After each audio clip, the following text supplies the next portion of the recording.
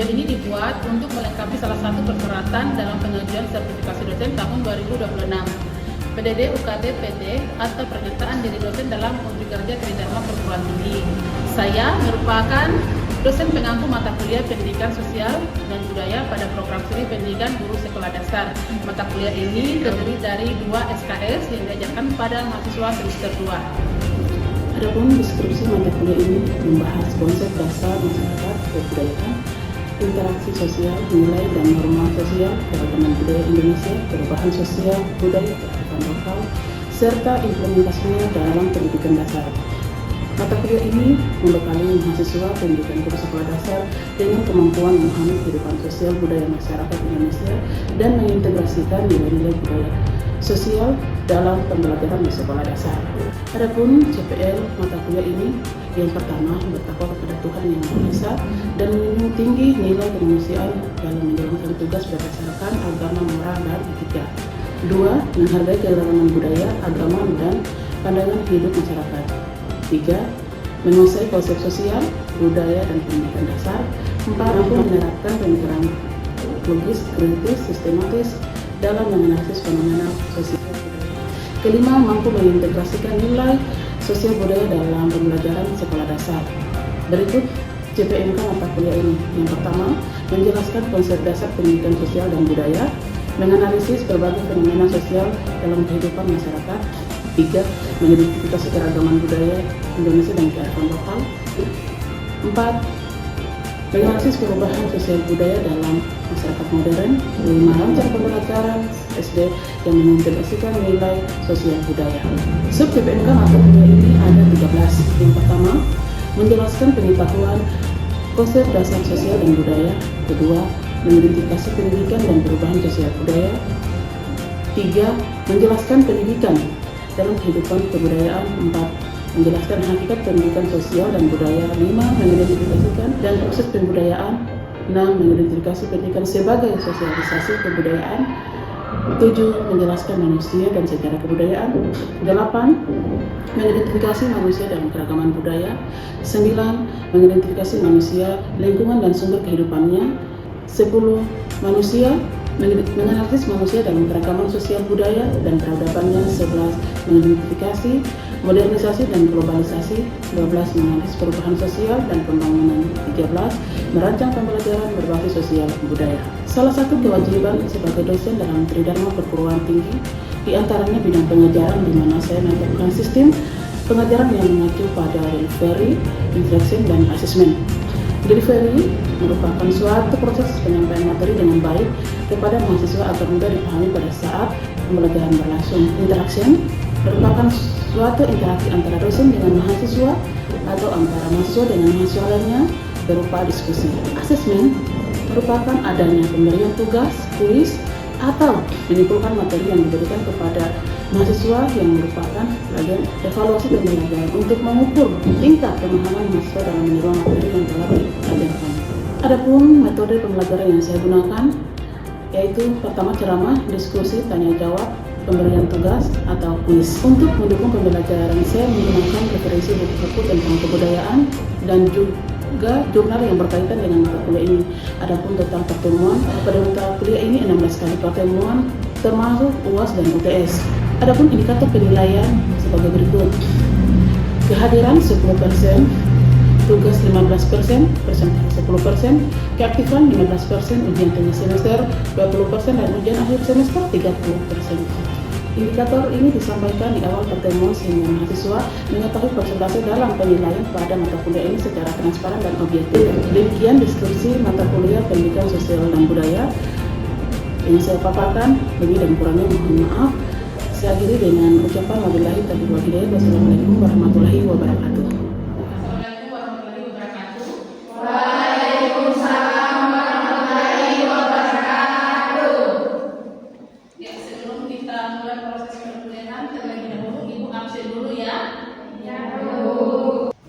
Yusnia, hadir Bu.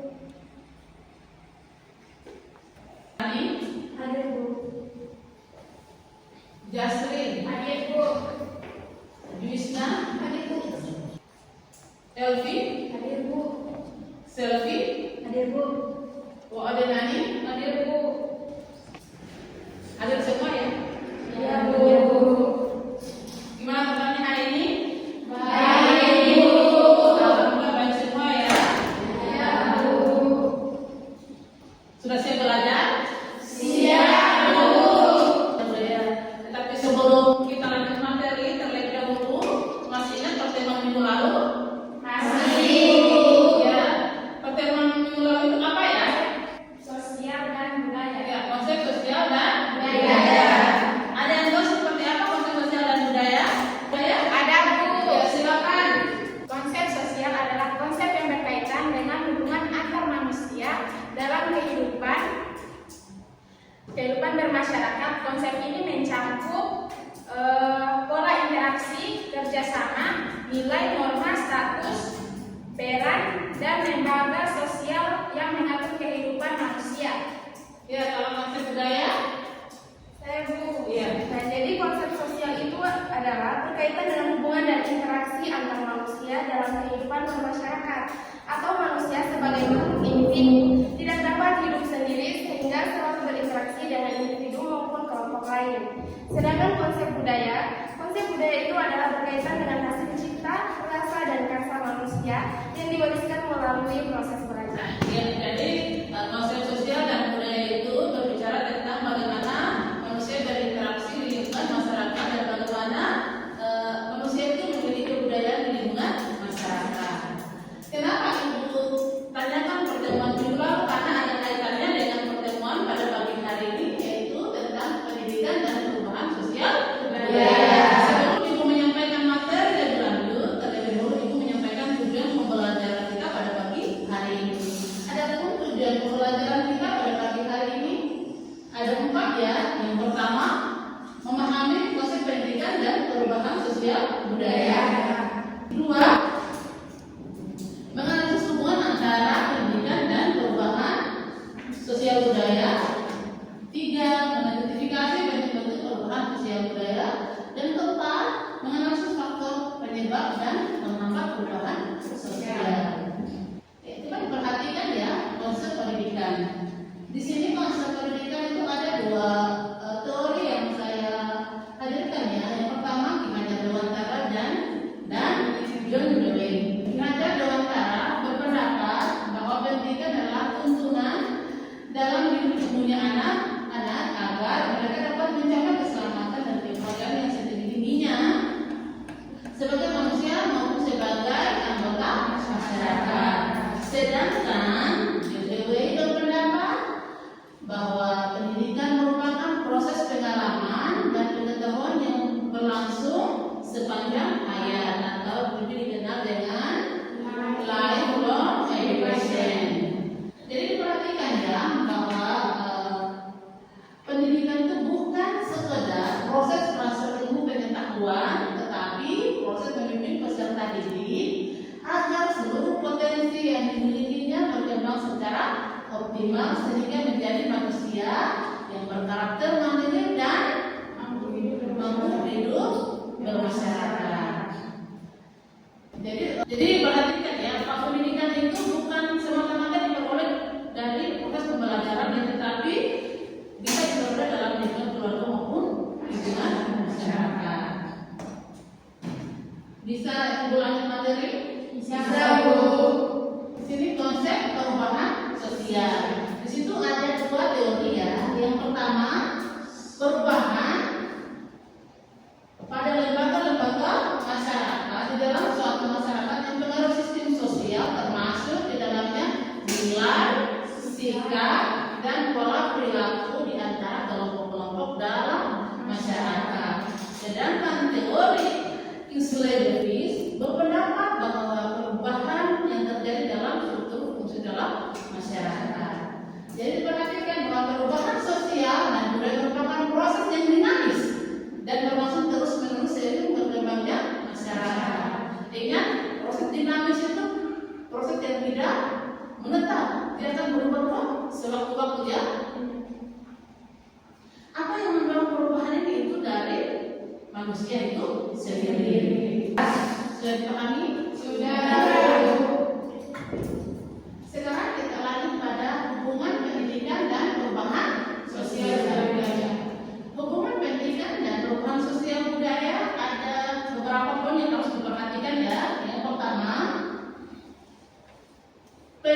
merupakan agen perubahan. Kenapa pendidikan dikatakan sebagai agen perubahan? Karena pendidikan membantu masyarakat mengubah pola pikir, sikap, dan perilaku menuju kehidupan yang lebih baik. Individu yang memperoleh pendidikan cenderung lebih terbuka terhadap inovasi dan perubahan. Kedua, agen pelestarian budaya ya, atau lebih dikenal dengan agen of conservation. Di sini pendidikan berfungsi melestarikan budaya bangsa melalui proses pembelajaran di sekolah maupun di keluarga. Ada yang bisa berikan contohnya? Ya, silakan. Yang pertama itu bahasa daerah, tari tradisional, lagu daerah, permainan tradisional, adat istiadat, dan nilai-nilai gotong royong dan musyawarah. Iya, makasih ya atas contoh yang diberikan. Ya, kita langsung pada poin ketiga, pendidikan menyesuaikan dengan perubahan sosial. Di sini ya, Ibu berikan 3 contoh ya. Yang pertama, kurikulum disesuaikan dengan perkembangan teknologi. Kedua, pembelajaran berbasis digital. Ketiga, pemanfaatan media pembelajaran interaktif. Yang keempat, pendidikan meningkatkan mobilitas sosial. Pendidikan memberikan kesempatan kepada seseorang untuk memperoleh pekerjaan yang lebih baik sehingga meningkatkan status sosial dan ekonomi. Contohnya itu, ketika Anda memiliki pendidikan atau gelar tentu, Anda akan mudah memperoleh pekerjaan. Contohnya di situ ada dokter, profesi dokter, ada profesi guru ya, dan masih banyak lagi profesi-profesi lainnya. Pendidikan membentuk karakter masyarakat. Membentuk karakter masyarakat di sini pendidikan menanamkan nilai moral, disiplin, tanggung jawab, kerjasama, toleransi, dan sikap demokrasi sehingga tercipta kehidupan masyarakat yang harmonis. Misalkan kita di suatu wilayah atau di suatu daerah berbeda keyakinan, berarti kita harus toleransi antar umat beragama. Ada pertanyaan dari materi yang tadi sampai materi di sini? Ibu, Silakan. kenapa pendidikan dikatakan sebagai agen perubahan? Ya, kenapa pendidikan dikatakan agen perubahan? Karena melalui pendidikan individu memperoleh ilmu pengetahuan, keterampilan, sikap, dan nilai yang mendorong terjadinya perubahan sosial budaya. Bisa kita lanjut materi? Bisa, Bu. Nah, materi berikutnya itu bentuk-bentuk perubahan sosial budaya. Ada yang tahu apa saja bentuk-bentuk perubahan sosial budaya? Ya. 1. Perubahan berdasarkan kecepatan. 2. Perubahan berdasarkan pengaruhnya.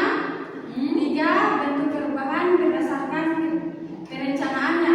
Ya, jadi bentuk-bentuk perubahan sosial budaya itu ada 3 ya. Yang pertama, bentuk perubahan berdasarkan kecepatannya. Bentuk perubahan berdasarkan pengaruhnya.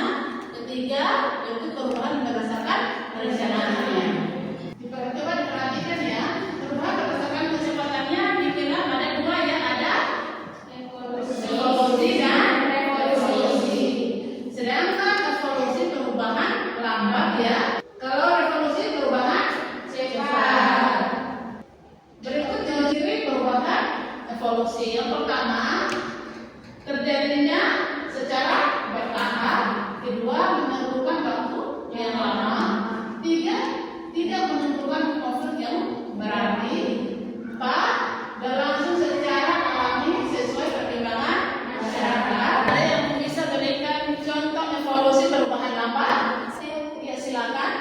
Contohnya seperti revolusi industri yang mengubah sistem produksi dari tenaga manusia menjadi mesin.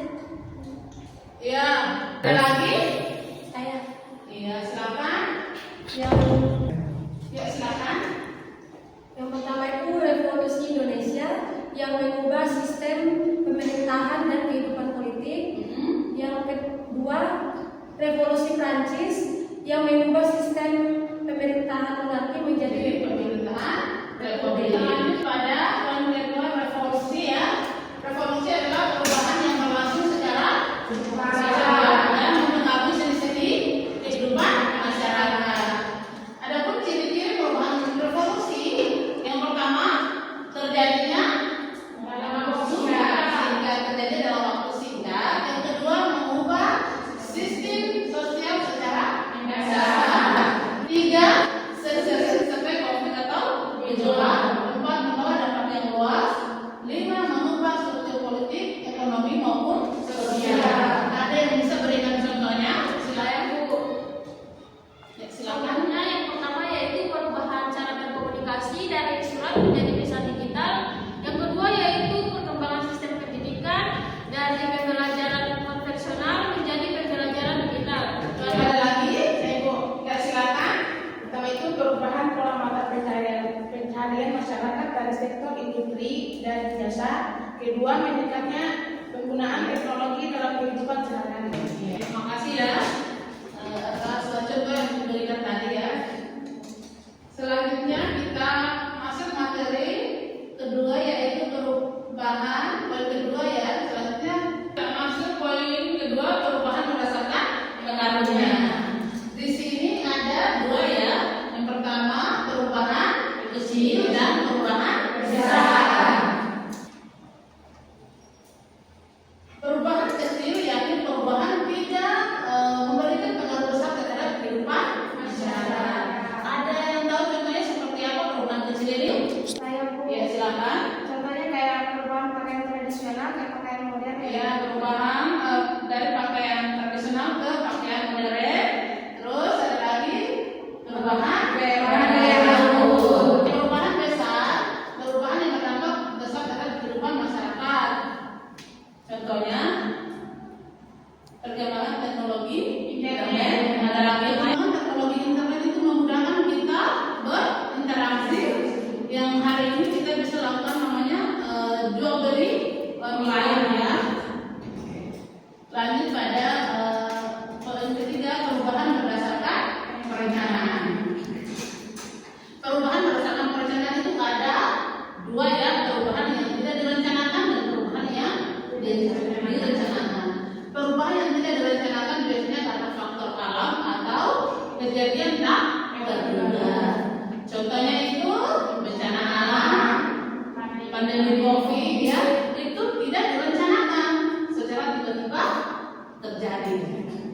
Lanjut pada perubahan yang direncanakan adalah perubahan yang dilakukan oleh pihak tertentu untuk tujuan tertentu. Contohnya seperti pembangunan ya. Jadi kalau di bidang pendidikan itu wajib belajar 12 tahun. Itu direncanakan. Bisa dipahami? Bisa. Perhatikan contoh perubahan-perubahan ya. Bisa dilihat? Bisa. Di situ ada perubahan dari surat menyurat menjadi telepon pintar. Terus perubahan revolusi ya, atau perubahan besar ya. Di sini runtuhnya masa Orde Baru ke reformasi. Terus perubahan yang bentuknya kecil, contohnya dari pakaian tradisional menjadi pakaian modern. Perubahan yang pengaruhnya besar yaitu perubahan dari petani tradisional menjadi petani modern. Jelas gambarnya ya? Jelas. Kita lanjut materi faktor penyebab perubahan sosial budaya. Ya. Coba diperhatikan ya, faktor penyebab perubahan sosial ada 2 ya, ada faktor internal dan faktor eksternal. Faktor internal itu ada beberapa poin yang harus diperhatikan. Yang pertama, bertambah dan berkurangnya penduduk yakni adanya kelahiran, imigrasi ya, atau berkurangnya penduduk memicu berubah pada penggunaan lahan dan lapangan kerja. 2, penemuan baru yakni munculnya ide atau alat baru. 3, pertentangan masyarakat atau konflik sosial ya, yakni kelompok. 4. Terjadinya pemberontakan atau revolusi, yakni gerakan besar menentukan sistem lama dan mengganti dengan sistem yang berbeda atau berbeda secara total ya. Jadi perhatikan, terjadinya pemberontakan atau revolusi yakni gerakan besar yang menentukan sistem lama dengan menggantikan sistem baru secara total. Dengan faktor eksternal yaitu lingkungan alam ya. Kedua, peperangan. Tiga, pengaruh budaya lain. Lingkungan alam itu contohnya seperti banjir dapat memaksa masyarakat berpindah tempat ya. Terus peperangan, bangsa yang menang biasanya memaksakan kebudayaannya kepada bangsa yang kalah sehingga terjadi perubahan budaya secara paksa. Pengaruh kebudayaan di sini proses masuknya budaya luar melalui media, perdagangan atau interaksi langsung yang menghasilkan akulturasi dan asimilasi. Ada yang tahu akulturasi itu apa dan asimilasi itu apa?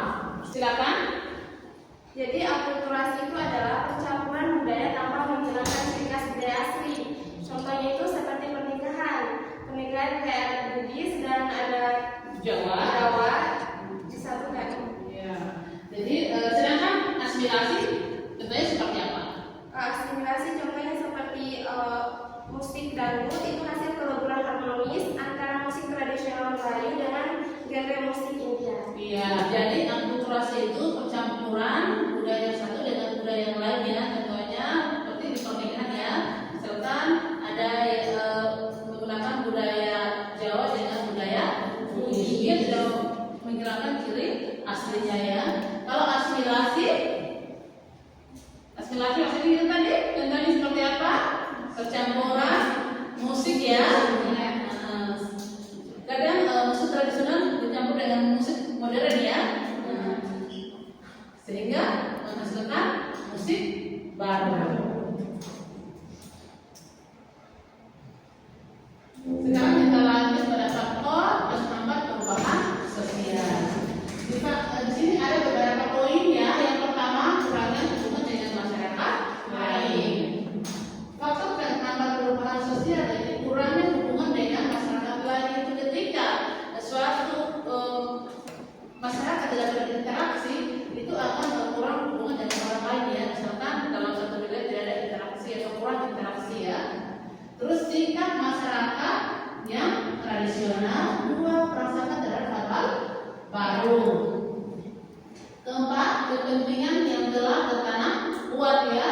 Contohnya itu pihak tertentu menolak aturan baru yang dapat mengurangi kekuasaan atau pendapatnya. 5. Rasa takut dan goyahnya integrasi sosial, lambatnya ideologi. 7. Pendidikan dan pengetahuan. 8. Keterbatasan sarana dan prasarana. Contohnya itu pembelajaran digital sudah diterapkan di daerah yang belum memiliki jaringan internet yang memadai.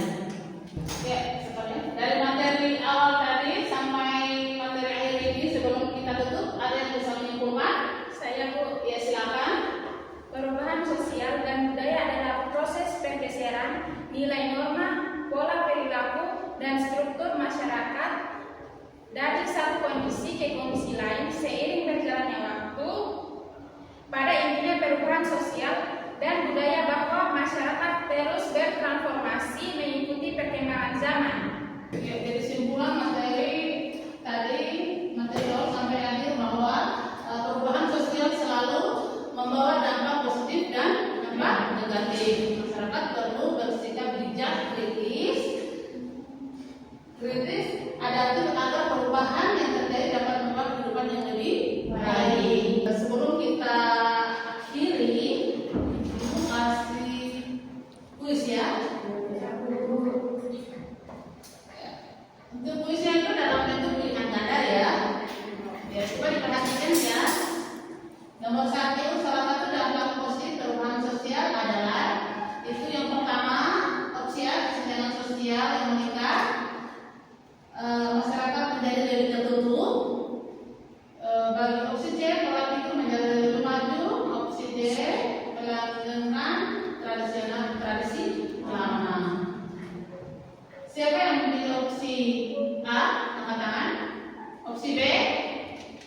Opsi C. Opsi D. Ya. Pilih opsi C. Ya, silakan berikan alasannya. Alasannya saya pilih opsi C karena mampu membedakan hal yang benar dan salah secara logis, bukan hanya berdasarkan kebiasaan semata, dan lebih mudah menerima perubahan dan kemajuan zaman. Ya, makasih ya atas jawabannya. Berikutnya soal nomor 2 ya. Perhatikan, tentunya mengenal membaca sebagai akibat dari perubahan gaya hidup adalah contoh dapat opsi A, positif, B, negatif, C, tradisional, D, ekonomi. Siapa yang memilih opsi A? Opsi D? Opsi C? Opsi D? Yang memilih opsi B, berikan silakan. Berikan alasannya. Karena remaja sebagian dari akibat dari perubahan gaya hidup merupakan dampak negatif dari perubahan sosial dan budaya. Ya, makasih atas jawabannya ya. Stop. Sebelum untuk pelajaran tadi sudah disimpulkan ya. Sekarang ibu beri tugas ya untuk pertemuan berikutnya, yaitu materinya pendidikan dalam lingkup kebudayaan. Dipelajari ya. Kenapa ibu sampaikan dipelajari? Karena belajar itu bukan hanya sekedar kita mengejar nilai ya, tapi harus menambah wawasan, ilmu, pengetahuan ya untuk bekal Anda di masa depan. Jangan takut salah ya. Ketika proses belajar mengajar Anda salah bertanya atau takut berdiskusi, kapan Anda bisa berkembang untuk bisa maju ya? Jadi kan kesalahan itu adalah langkah untuk menuju kesuksesan ya. Jadi kalau kita salah kita perbaiki, karena di sini wadah untuk kita belajar. Sekian dari